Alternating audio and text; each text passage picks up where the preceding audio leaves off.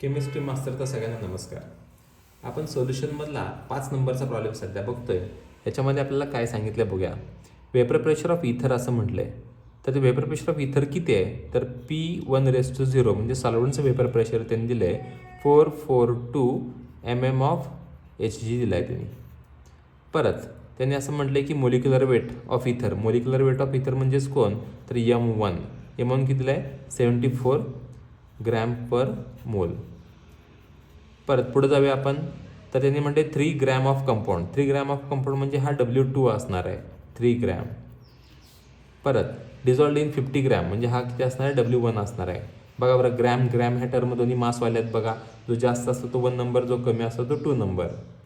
परत vapour pressure false to 426 म्हटले म्हणजेच वेपर प्रेशर ऑफ सोल्युशन किती आहे 426 mm Hg.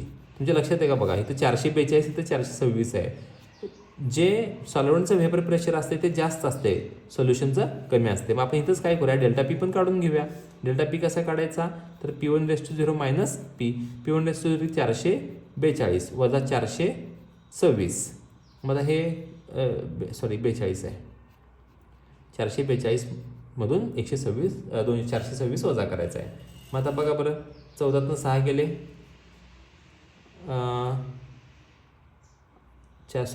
हे 42 आहे 2. 12तनं 6 गेले 6 आले. परत 4 3 झाले, 3 गेले 16 mm ऑफ Hg काय आला तुमचा डेल्टा पी आला. पर टू फाइंड, काय फाइंड आउट करायचं आपल्याला बघा बरं. Calculate the molar mass. Molar mass म्हणजे कोण, तर M2 कॅल्क्युलेट करायचं आहे. तर फॉर्म्युला काय येणार आहे आपला, M2 इज इक्वल्स टू काय फॉर्म्युला आहे, P1⁻⁴ W2 M1 upon delta P into W1.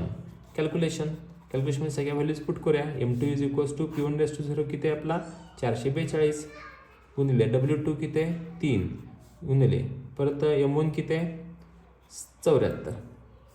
परत डेल्टा पी किती आला आपला 16 गुणिले परत तुमचा W1 किती आहे 50.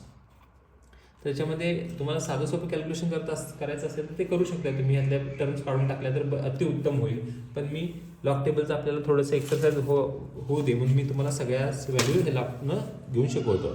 पॉईंट इथं आहे 1 आणि 2 पॉईंट इकडे सरकलो म्हणजेच किती आला आपण, तर याचं कॅरेस्टिक आला 2 पॉईंट. तर 44चा 2मध्ये आपल्याला लॉग बघायचा आहे. तर 44चा 2मध्ये लॉग बघा बरं. 44चा 2मध्ये लॉग येतो 6454. आता बघा, हे लॉग टेबलनं सोडायचं आपल्याला. मग काय होतंय, त्याचं कॅरेस्टिक येतो 2 पॉईंट. 44चा 2मध्ये लॉग बघायचा आहे. मग 44चा 2मध्ये लॉग बघा बरं आपला. 44 कुठं आला, 44चा 2मध्ये 6454. तर 6454 त्याचा लॉग आला. प्लस आता 3 मल्टिप्लाय केलं तर चालतंय, पण ठीक आहे, आपण याचं कॅरेस्टिक येतं 0. इथंच पॉईंट आहे, जो मला पाहिजे असेल तिथंच. आता ह्याचा 30चा लॉग बघायचा. बघा बरं, 30चा लॉग किती आहे 4771. तर 4771 लॉग आहे. प्लस 74चं कॅरेस्टिक येतं 1. तर 74 कुठं आहे बघा बरं, इथं 74 आहे. तर 8692 ह्या तिघांची काय करायची, सम करायची. 4 5 6 7 9 आणि 7 16 आणि 5 21. परत 6 आणि 4 10 17 18 19. परत 6 आणि 4 10 आणि हे 19. ह्याच्याला 1 2 तिथं 4 आलं. परत ह्या तिघांची सम झाली. आता ह्या दोघांची सम करायची. 5 मल्टिप्लाय केलं तरी चालते, 16 पंचे केलं तरी चालते, पण ठीक आहे, त्याला मी आपल्याला लॉग टेबल शिकायचं म्हणून मी मुद्दाम लॉगनं शिकवतो. 16चं शून्यमध्ये बघा बरं 20 41. परत प्लस 50चा किती येतो बघा बरं 1 पॉईंट 50चा लॉग. तर 50चा लॉग आहे तो 59 90. 50चा शून्यमध्ये 6990. परत 1 3 1 0 1 6 7 8 9.2 म्हणजे मायनस 2.9031. मग 7तनं 1 गेले 6, 11तनं 3 गेले 8. परत इथं 8, परत इथं 0.2. याचा अँटीलॉग बघायचा. याचा अँटीलॉग किती येतोय बघा 0.08चा 86मध्ये बघायचा. 0.08चा